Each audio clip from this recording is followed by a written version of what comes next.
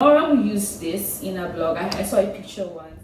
And this is a picture showing most of the herbs that we use in healing. Now, pharmaceutical companies are beginning to use this to make a drug that helps with migraines, acute migraines. And it's called Agbali. So Agbali is used for migraines. So the native people will just boil this in hot water, force you to drink it, obviously, because the smell is not so good. We're going to focus on native medicine in Nigeria today in our discussion. I was talking mostly about how traditional medicine, modern medicine, and spiritual healing processes affect people living in West Africa. From your profession as a midwife, like all these years training as a midwife, what has helped you? What does it mean to you? For me, and when I'm dealing with my people, health is when you are fine, you do your day-to-day activities, nothing they pay you for body, nothing, you're fine, everything is okay. So health is not really something of a big deal, because I actually specialize more on like the pregnant women, people who want to bring pikin to life. So I don't really disturb myself around it. They are fine, they eat good food, they exercise well, yes, and they're eating vegetables and all the herbs I'm prescribing to them, then everybody's fine. Pregnant women used to see the symptoms in their body already. So that time I used to prescribe like different drugs. I have to go inside the bush, look for the different herbs that will fit them, and then we'll grind it, and then we'll tell them to take it every day and every night. So it depends on the nature of the people, of the customer. Wow. Oh, that's very interesting. So these midwives are very experienced, and one good thing about it is that if you look into medical humanities, we want the patients to be comfortable with their healthcare provider, and they're very comfortable with the midwives. Thank you very much for being here. So going to our gynecologist, she said, what helps to you? What's healing to you? Like, how do you take care of the females that come to you, especially the teenage women?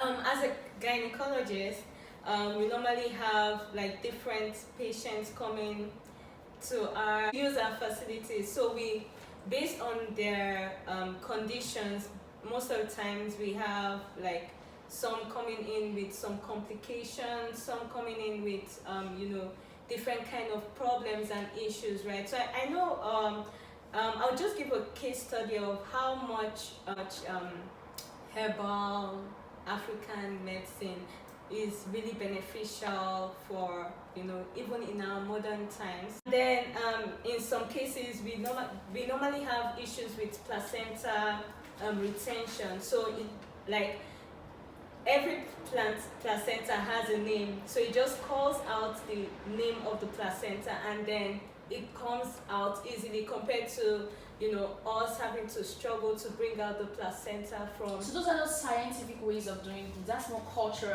traditional way of doing things. Yes, exactly. Wow. And this is we normally recommend this to our patients sometimes if it's really hard to get the placenta out. Yeah. Pepper soup is very beneficial. It has some health benefits. Okay. So now, like, it helps with energy, providing energy to the body. It has fats, proteins, and carbohydrates. It's also rich in vitamin A, vitamin C, vitamin E. It has a lot of nutrients inside it, and they're all strictly herbal, right? And it also helps with the respiratory system, increasing appetite as well, and also controls blood pressure. So these are just some of the benefits of some of the traditional food we eat. Wow, thank you so much for being here. Thank you for all that elaborate explanation of how you take care of the women in West African region.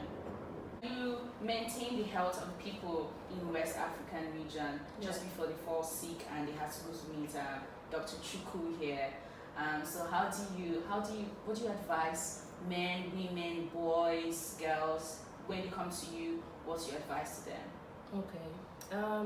As we all know, they say we are what we eat, right? Yeah. So as a nutritionalist, I know that the health of a community is dependent on the nutrition. Okay. So we actually advise the community to have a balanced diet. I know the health of a community depends on the nutrition, so we advise the community to have a balanced diet. We advise the community to eat more of fruits and vegetables and less meat and fatty foods.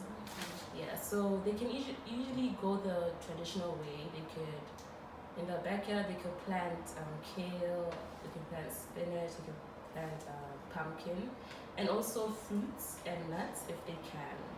But they can also go the modern way and just go to the shop and buy the vegetables and fruits. So you guys kind of integrate modern medicine, or native nutrition and diet to just advise patients. Yeah. Okay. But usually you advise them to go the traditional way to avoid genetically modified foods, which are actually not that advisable. For your community. Yeah, true. So you always advising them to go back to basics, go back to their roots, go back to the ways of doing things. That is absolutely beautiful. And even if you look into our Western nations today, Western communities, we're advised to go back to the roots, go back to organic foods, eat more organic foods. Pharmaceutical companies, they're going back to using leaves to make drugs and all of that. So native medicine is definitely relevant in our contemporary society. We have a dietitian. She's trained as a dietitian, and she tell us what helps you, what's healing to you, how do you maintain the health of the West African community? Well, to me, health is being complete. It's more physically, mentally, emotionally, and spiritually as well. Okay. So as long as these 4 dimensions are, aligned and all good, then that is what I classify as healthy. So in my practice, just because, I'm from the south of Nigeria and people are getting more Western, they're catching up with times and science. So now we're seeing increase in things like fruit shakes and fruit cleanses and more Western ideologies. So we have, for example, a typical drink that people who are trying to detox will drink is made from udara. Another fruit called ikpakpa. And then, ikpakpa. And then we use orange just to, make it a little bit tasty. And it's very good in helping people, feel full, provides lots of nutrients. As my colleague has said, we're eating more whole, natural grains and fruits and vegetables. The majority of the Nigerian diets are vegetable based, so we have things like egusi. This is what we call egusi, made of melon seeds. Which you put in ugu or pumpkin, spinach. And that's what you have there, right? Exactly. So that's egusi. So people will grind it, make it into a soup, and lots of vegetables, tomatoes, peppers. It all goes in there. Some oil. So it's really healthy.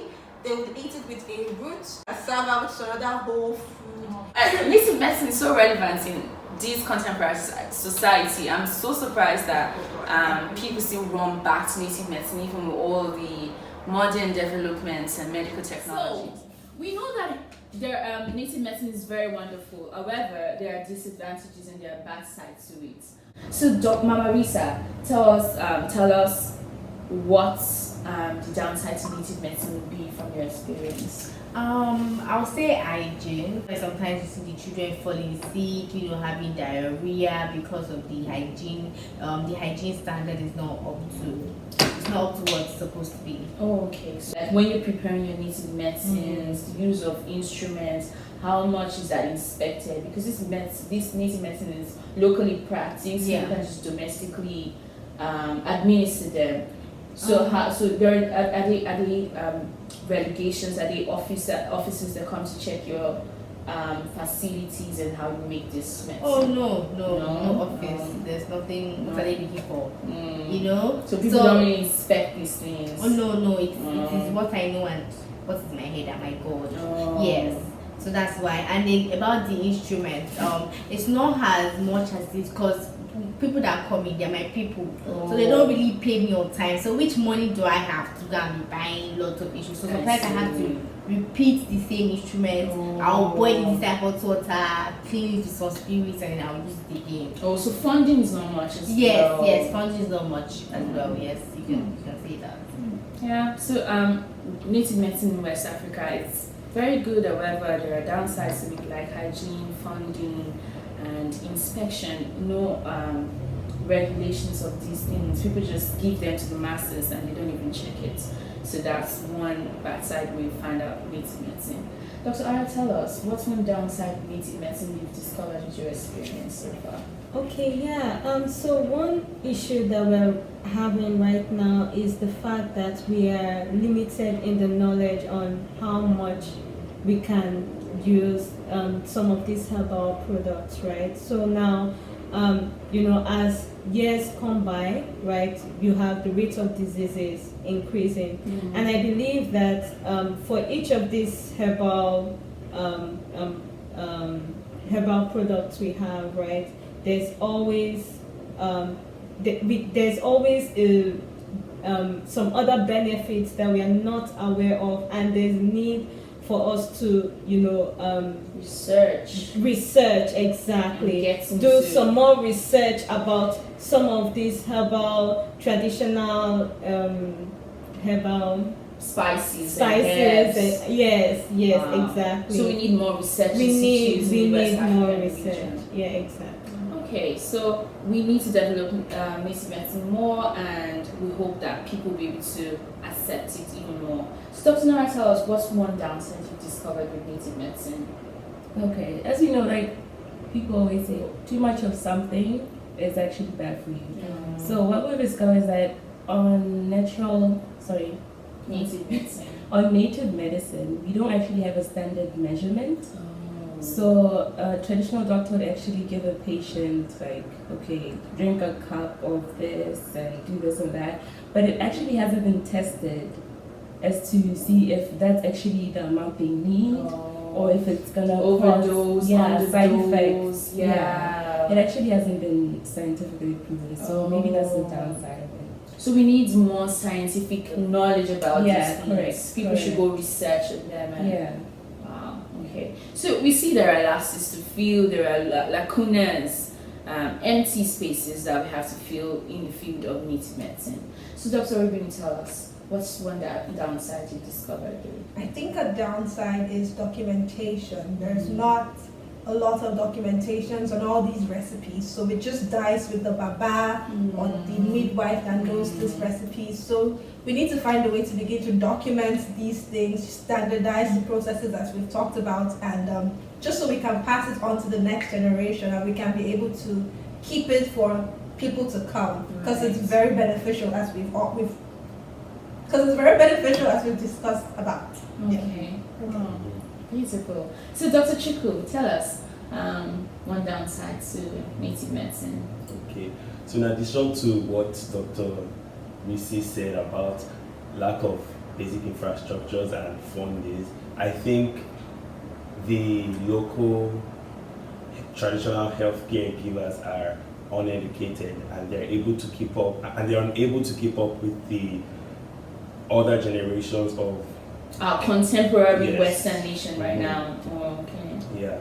So we need more schooling. We need to put education for the young kids watching their parents giving healthy and traditional forms of. So say Mama Risa's daughter is interested in midwifery. Yeah. We need more education, her, professional education for her, not just learning it from mom, but Yes. she needs to go to school, something like that. And documentation is going to help with that as well. Oh, Right.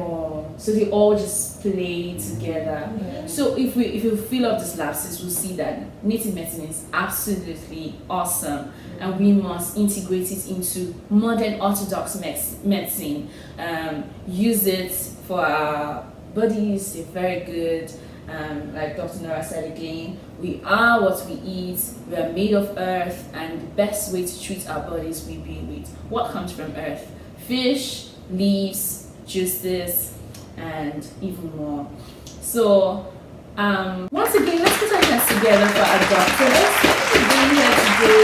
Thank you for telling us how wonderful native medicine is, how the contemporary Western African communities taking native medicine, and how we have downsides that we have to upgrade and develop. So we hope to see you in our part 2 of this episode and more research. We hope we have research institutes. We hope we have documentation and education for our healthcare givers. And so